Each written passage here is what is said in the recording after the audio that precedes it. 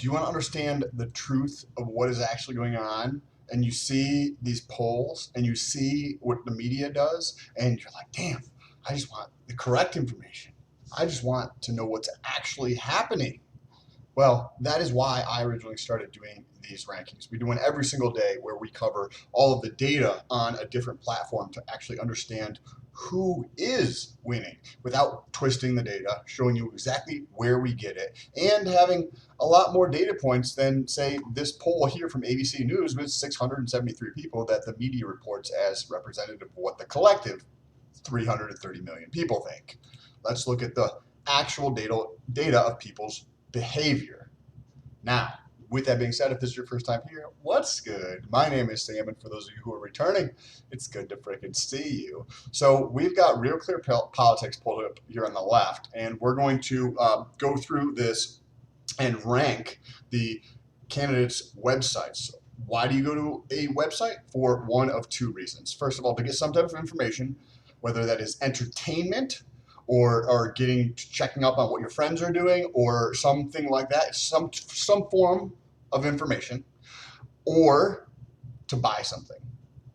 So when you look at the candidates' websites, we get a good understanding of what people are actually doing. Because what is each candidate's website? Effectively, it's just a sales pitch for that candidate. So when you understand the numbers around the popularity of each one of their sites, you can kind of get an idea of who's actually winning.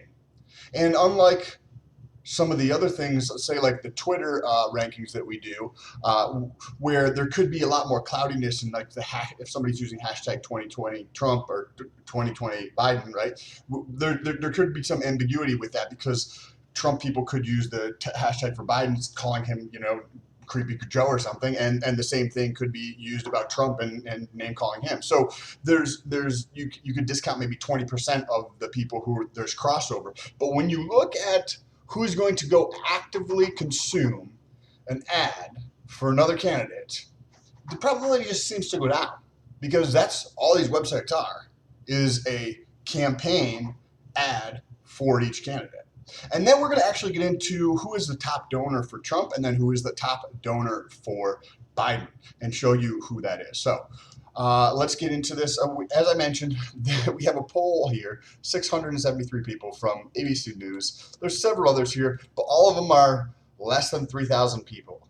So basically a couple neighborhoods, right? And we touched on this in one of my other videos where we took a look at Turk, which is an Amazon company, which allows you to go in and take surveys and polls around politics and elections and stuff. And this potentially is how some of these companies use their opt-in data, right? Their opt-in results. And I created an account and I went out and filled out a bunch of surveys. Do I have any incentive to give an accurate representation of what I'm thinking? No. My incentive is to click through as quickly as possible so that I can get paid faster. That's it. That's it. That's my only thing is you can look it up. Turk. It's an Amazon company. Sort of Turk and then Amazon. You'll find the website and you can do your own research on that. But with that being said, let's dive into it. We took a look at 4 separate sites here. The first one, which is one of my favorite, is Alexa. They are a data analytics company for different companies for research purposes and whatnot, and they track different websites to see how they're doing from traffic and other aspects of the website, like page views, the time on the site, bounce rate, etc. And what we did is we looked at 2 things on here. First, the delta to see how much they've improved over a 90-day period on a global scale, and then we looked at the ranking inside the United States. So for Alexa, we have Trump's website ranking at 1,645th right here. And then we have the delta between 18,771st and 8,778 as of today. So let's take a look at those for Trump versus Biden here. And we can see that there's a big difference. Trump's website's ranked 1650 versus Biden's is ranked 2600th. So there's a big, whose site is getting more traffic? Trump's. And then which one has improved more over the last 90 days? Trump's. Interesting, right? Because That's not what the media reports, and that's also not what these biased polls report. So what's going on here? Well, let's take a look at the next one. This is a SimilarWeb. They're a similar thing as Alexa, where they are a data analytics company, and they track different metrics on websites, and then they have an estimate here for the amount of traffic to each website. So Trump's website is ranked 401st out of all sites in the United States. And they have a traffic of 27.11 million visitors. This is on a monthly basis here. So we're going to be in August, so we should see an update to these numbers relatively soon. But we see that relative to what Biden is, and we see that Trump's website is ranked 400th out of all the sites in the US versus Biden's, which is 1850th almost. So there's a big discrepancy there. But wait a second. Again, that's not what the media reports. That's not even close to what the media reports. Or these polls that are just filled with biased answers.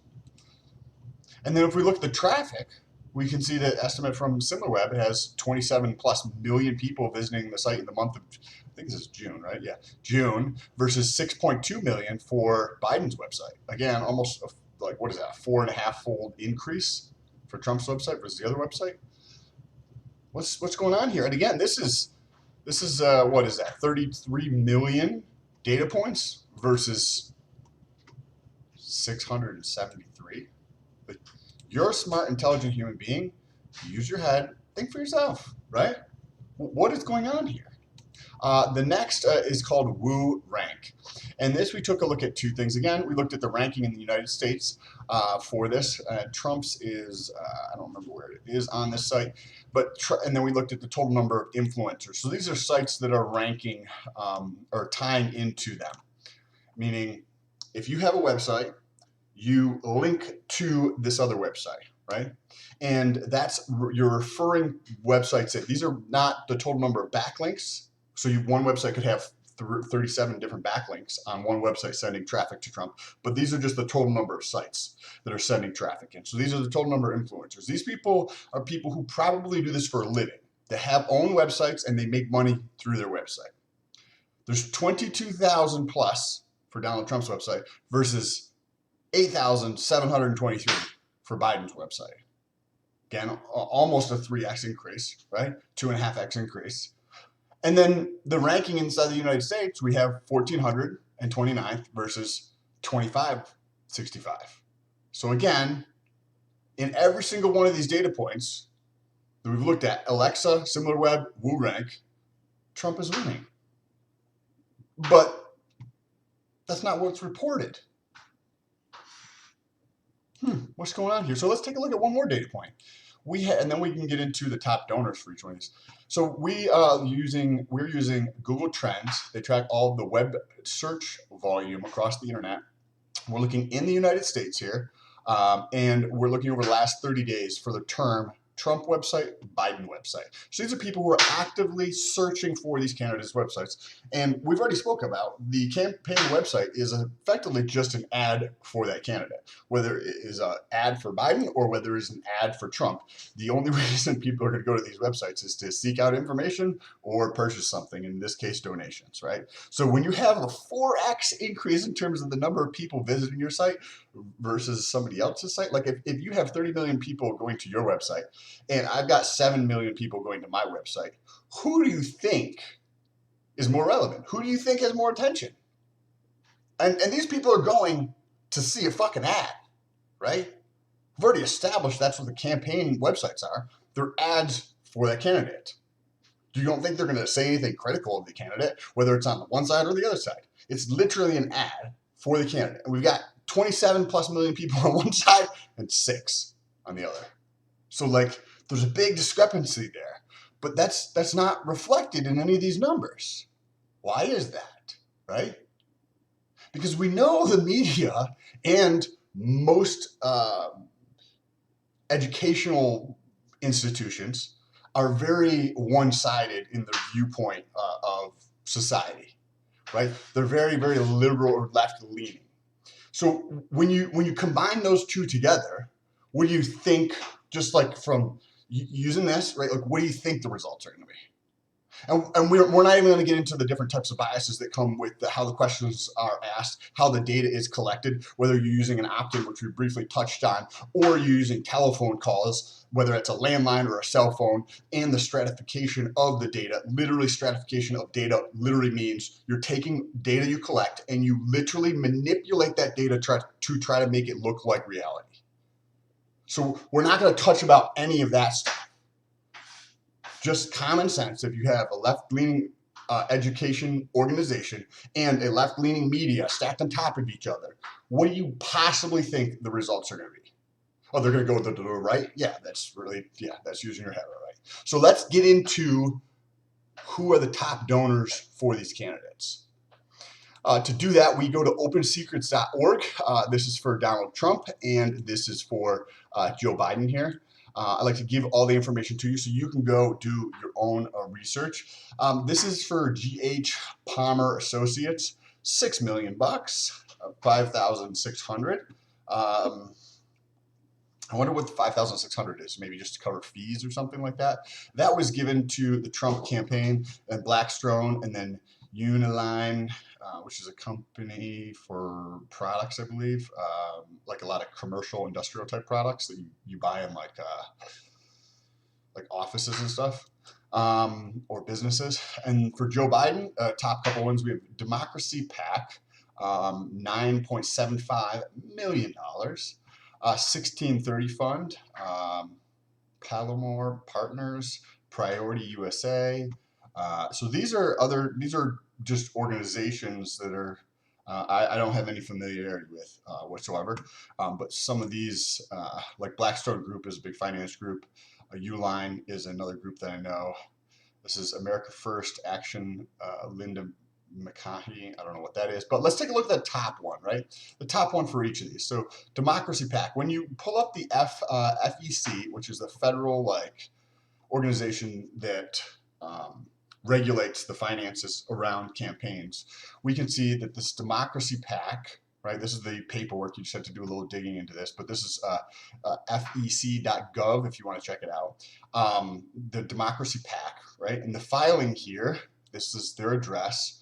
And if you look down here, it shows this person here as the treasury. So let me make this a little bit bigger. Michael Van Con, right? Whatever their name is. And this person is the person that is associated with the left. They're the left hand, like the right hand person for George Soros. So effectively, this Democracy PAC, and once I did a little bit more digging, I found that the George Soros actually created this PAC, which makes sense because we see that his right hand man is the treasurer for the organization. But I found this kind of interesting. If you scroll down on the paperwork, first of all, it has like the mailing address, and the mailing address is actually the state of Nevada, which is kind of interesting. If you pull it up, it's like a lawyer's office in the state of Nevada.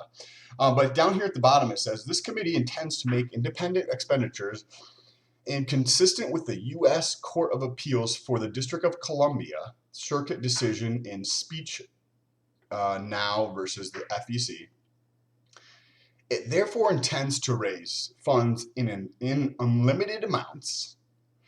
This committee will not use those funds to make contributions, whether direct or in kind, or via coordinated communications to federal candidates or committees. So this, I don't get this, because this is the disclosure at the bottom of the paperwork from the SEC, or FEC.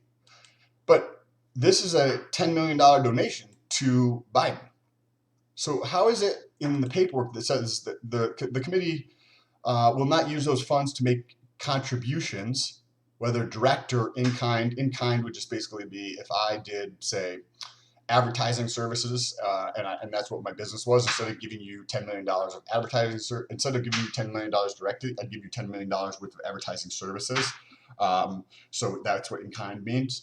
So it says they're not going to give it directly to candidates, but I don't get that, how they're doing that. I have no idea how all that works, but I'd like to know what your thoughts are down below in the comment section.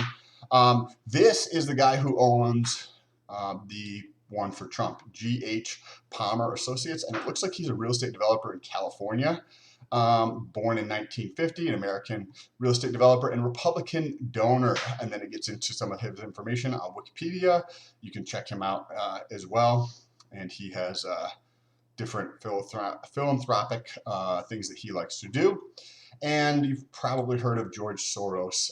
He was actually born in Budapest, and I'm not sure what is going on with him, but there's a lot of conspiracy or a lot of not so positive things around George Soros and what he stands for. I'd like to know what your thoughts are down below in the comment section. If you guys want to continue to spread the truth, because we know when we look at these polls and when we listen to the media, you're not getting an accurate representation of reality.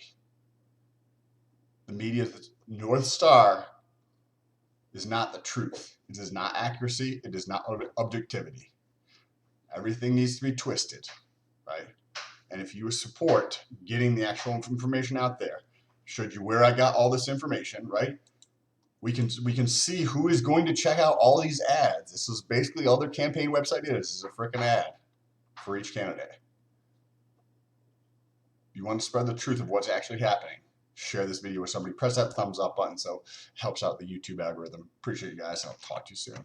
Peace.